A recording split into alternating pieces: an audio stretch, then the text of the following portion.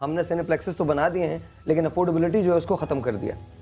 देखें, टीवी एक ऐसा चीज़ है कि आप देखेंगे अनकरीब ये और डेवलप कर जाएगा। ये टीवी आपकी घड़ियों में आ जाएंगे, आ गए हैं, बल्कि आ गए हैं ऑलमोस्ट, हैं जी।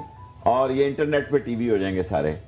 सो ये टीवी इतना वेपन हो जाएगा, स्ट्रॉन्गेस्ट वेपन, कि लोग एक दूसरे के प्रोग्राम जैम करके अपने प्रोग्राम चला दिया करेंगे। अच्छा, आप आइडियाज मत दें। आइडिया सीरियसली ये आइडियाज। अच्छा, अपनी वालदा से आपकी रिलेशनशिप थोड़ा सा उनके बारे में बताइए। देखें जी, माँ तो होती बड़ी अजीम है, पर हमारी माँ ने बड़ी अजमत और बड़ी मेहनत से हमें पाला। हमारे हालात तो ऐसे नहीं थे कि कोई कपड़े धोने वाली आती हो और कोई खाना पकाने वाली आती हो, कोई झाड़ू लगाने वाली आती हो या आता हो। सो ये सारे काम बेचारी खुद ही करती थी। और मैं क्योंकि माशाल्लाह बहन भाई भी हम काफ़ी थे। कितने बहन भाई? मेरा ख्याल है 11 एक थे। अब तो 2-3 उसमें नहीं है, लेकिन 11 एक थे। और मेरी उससे बड़ी एफिलिएशन थी, और इस कदर एफिलिएशन थी कि सुबह ज़ाहिर बच्चे ज़्यादा थे, उसको जल्दी उठना पड़ता था नाश्ता बनाने के लिए, तो मैं उसके साथ उठता था। तो कई दफ़ा मुझे कहती थी सो जाना, तो क्यों नहीं सोता? मैंने कहा नहीं, मैं तेरे से। तो हमारे यहाँ कश्मीरी चाय बनती थी ना, उसको फेंटते हैं, तो वो फेंटने का काम मेरे ज़िम्मे था। तो उस माइक पे फिर मैं बाद में नाते वाते भी ये उसके मैं कहता था ज़रा। तो लेकिन जिस चीज़ ने मैं समझता हूँ बहुत ज़्यादा मुझ पे असर किया कि मेरा वालिद ज़रा सख्त मिजाज थे, उससे मेरी नहीं बनती थी। तो जब मैं रात को लेट आता था ना, तो मैं अभी दरवाज़ा नहीं खटखटाता था, मेरी माँ दरवाज़ा खोल देती थी। क्या बात? मैं उससे पूछता था आपको माँ कैसे पता लगता है? यानी ये एक ऐसी चीज़ है कि माँ को मैंने पूछा कि माँ तुझे कैसे पता लगता है मैं आ रहा हूँ? उसने कहा गली में जब तेरी कदमों की आवाज़ आती है ना, तो मैं समझती हूँ ये रशीद आ रहा है। यानी उस गली में आप देखें ना कि माँ को कदमों की आवाज़ का भी पता होता है कि ये मेरे बेटे की आवाज़ है। और जिन माँओं के बच्चे उजड़ रहे हैं, देखें ना, हमने तो एंजॉय किया लाइफ, थैंक्स टू गॉड। अल्लाह ने बहुत ज़बरदस्त ज़िंदगी दी है। देखिए, मैं दुनिया में छुपाता नहीं हूँ। लोग कहते हैं कि इसलिए तेरी दुनिया मुखालिफ है। मैं 8 दफ़ा वज़ीर बना, और जिस लाल हवेली के ऊपर मैंने 8 दफ़ा कैबिनेट का झंडा लहराया, उसके नीचे मैं किताबें बेचा करता था। क्या बात है, क्या बात। सो दैट इज माँ का दुनिया में। अगर दुनिया में सजदा जायज़ होता तो माँ को सजदा किया जाता। चलें कोई और बात करेंगे, और सवाल।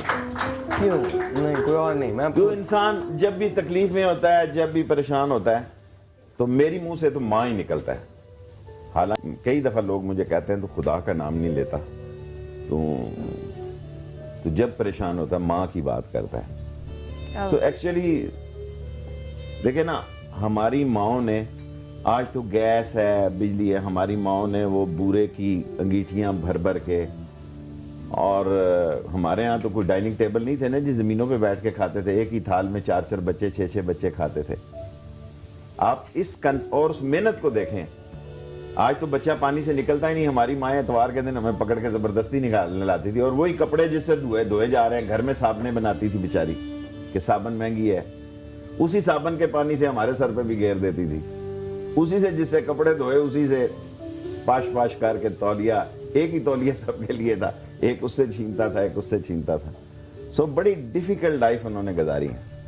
लेकिन एक अच्छी ज़िंदगी के लिए अगर आपको सारी अपॉर्चुनिटी हासिल हो, तो आप एक मुकाम हासिल करें, तो ये कोई कमाल नहीं है। अगर आप एसेक्स से, सैसेक्स से, बर्कले, हार्वर्ड से पढ़ के आपका बाप दादा इतना नाम छोड़ जाता है। दुनिया में सबसे मुश्किल काम यह है कि अपनी दुकान, अपनी टक शॉप आप खुद खोलें, उसे कामयाब करें। और किसी मेरे बाप के नाम को पाकिस्तान में कोई नहीं जानता। मैंने विरासत में कोई सियासत नहीं ली। क्या मैंने अपनी सियासत खुद बनाई, अल्लाह ने बनाई। और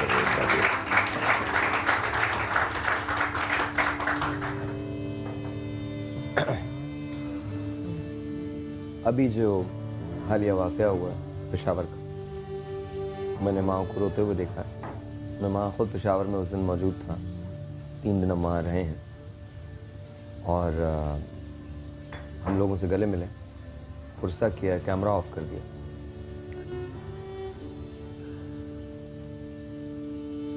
कहाँ, where are we heading to? देखिए, मैं तो अपने घर से, मेरा एक भाई एक्सीडेंट में मर गया, एक भतीजा शेख अतीक और शेख सलीम एक्सीडेंट्स में मरे, तो मैं अपनी माँ से और उस भतीजे की चीज़ों को छुपाए रखता था उनके घर में। लेकिन जहाँ इतना बड़ा अशर हुआ है, इतना बड़ा हुआ है, लेकिन हम आज भी सियासत कर रहे हैं मादरत के साथ। हमारा प्रॉब्लम यह है कि हमें सिर्फ अपना बच्चा अच्छा लगता है।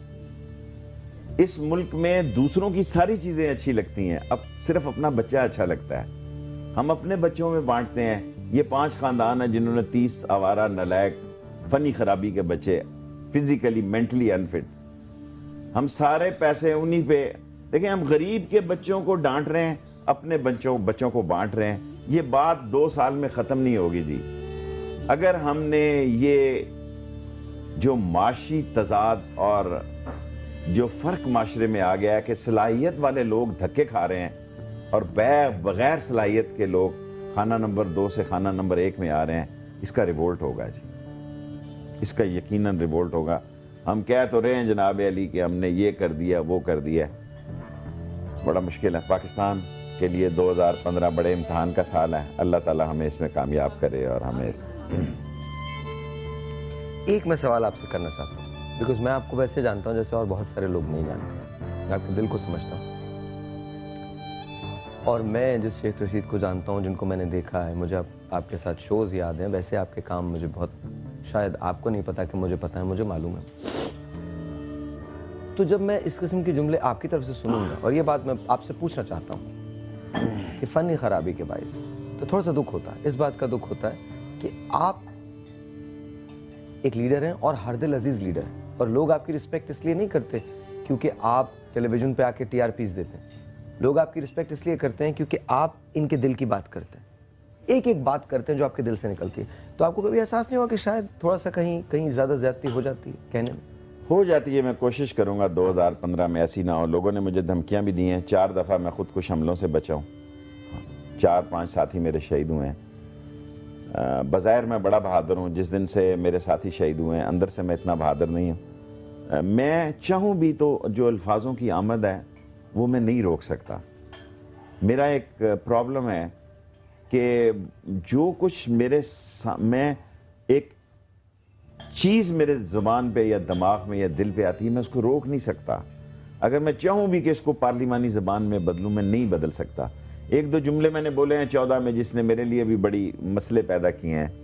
मेरे बहुत सारे दोस्त नाराज़ हो गए हैं, उसके बड़े फेवरेट हैं, क्योंकि इक़्तिदार के दोस्त बहुत होते हैं, बुरे हालात के दोस्त नहीं होते। शेख साहब क्या बात है, क्या बात है, वाह वाह वाह, इक़्तिदार के दोस्त बहुत होते हैं। वाह वाह। मैं आज आपको वाक़या सुनाता हूँ। मैं मेंबर था और मुझे उस वक्त हामिद मीर साहब से और इनसे मेरी लड़ाई नहीं थी, और आमिर मतीन ये दोनों जेल में आए। इन्होंने मुझे कहा अल्ताफ़ को आप मिल के आए हैं, चौधरी अल्ताफ़ गवर्नर थे, सो आपको 7 साल कैद हो जाएगी इस तारीख में बामशक्कत। मैंने सारी कौमी असम्बली, उस वक्त ये 342 नहीं थे, कम थे, 200-250 लोग थे मेरा ख्याल है, सबको ख़त लिखा कि कल मुझे 7 साल इसी दहशतगर्दी की कोर्ट में सज़ा होनी है, आप मुझे मेरी रुखसती के लिए आए, मुझे खुशी होगी। खुद मैंने हाथ से लिखा, जेल में था मैं। सुबह का वक्त है, खुदा गवाह, मैंने पीछे मुड़ के देखा, कोई MNA वहाँ मौजूद नहीं था, एक भी MNA मौजूद नहीं था। मैं तो हैरान हूँ कि इमाम हुसैन के साथ 72 किस खुदा ने खड़े किए।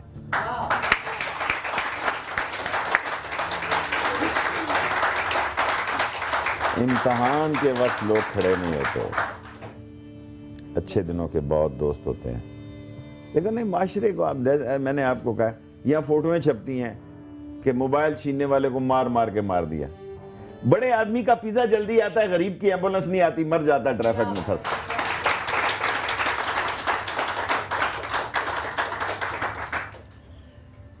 हाँ, ये हकायक है। अच्छा, मैं दोबारा एक बार, थोड़ा सा संजीदा हो गया तो उसको थोड़ा सा दोबारा से लेके आते हैं। अच्छा ये बताए, बीवी जो होती है वो आखिरी वक्तों की दोस्त होती है या दोस्त होकर आखिरी वक्त आ जाता? तजर्बाकार ही ये बता सकते हैं, लेकिन मैंने ये देखा है कि बहुत गलत जुमला आ जाएगा, फिर आप कहेंगे ये 15 में गलत जुमला निकल जाएगा मेरे मुंह से। मेरा ख्याल है एक वक्त आता है कि बीवी और मियाँ के दरमियान बच्चों का रिश्ता रह जाता है, और आज बाप भी बेटे की इसलिए परवरिश करता है कि उसके मुस्तकबिल के एहसासों को वो उसके एहसासों की रखवाली करेगा, उसका वारस होगा। और जब ये पता लगता है नलायक है, नायल है, उजड़ है, नशा करता है, जुआ करता है, जो तावीज़ लेके और दरबारों से दुआ मांग के औलाद लेता है उसको आग कर देता है। Interest is the basic thing. जब किसी के साथ किसी का मफाद वाबस्ता रहता है वो चीज़ जिंदा रहती है, जब मफाद टूट जाता है रिश्ते टूट जाते हैं।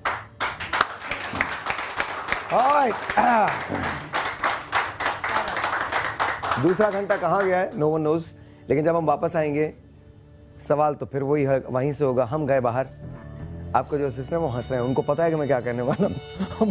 हम गए बाहर, हमने पूछा कि शेख साहब के लिए खान साहब ने शादी कर ली, माफ कीजिएगा, शेख साहब के लिए दुल्हन कैसी होनी चाहिए? तो जो जवाब आएगा वो मैं आपको बाद में दिखाऊंगा, लेकिन इस ब्रेक के बाद देखिएगा। ये वाकई एक यादगार मुलाकात है। ऐसा इंटरव्यू आपने भी शेख साहब का कभी नहीं देखा होगा, मेरे प्रोग्राम में ना किसी और शो में। छोटा सा एक ब्रेक, आपसे मिलते हैं ब्रेक के बाद। I am with Sheikh Rashid, please come back. सवेरे सवेरे सुबह सवेरे